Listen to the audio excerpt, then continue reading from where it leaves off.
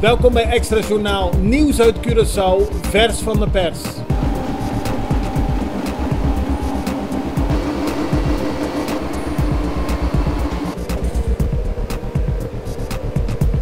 En dit is het nieuws van vandaag.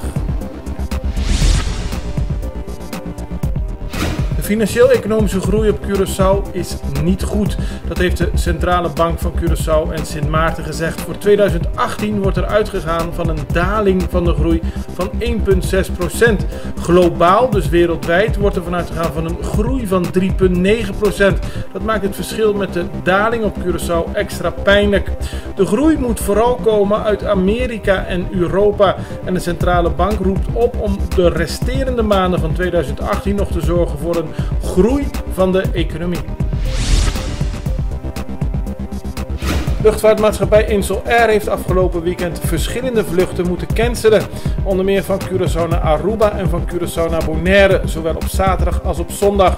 Dit leidde tot veel onvrede bij de passagiers die daardoor niet weg konden of naar hun plaats van bestemming konden vliegen.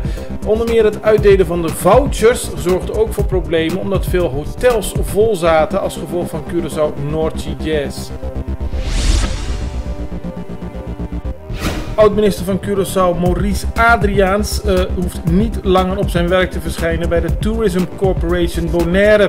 Het toerismebureau op Bonaire heeft de afgelopen jaren onder leiding gestaan van Adriaens, maar de Raad van Commissarissen heeft het besluit genomen de arbeidsovereenkomst met Adriaens op te zeggen. Adriaens zelf is het er niet mee eens. Hij wijst erop dat in de afgelopen jaren toerisme op Bonaire alleen maar gegroeid is en hij wil ook zijn werkzaamheden voortzetten. De 8e editie van het Curaçao North Sea Jazz Festival was een groot succes.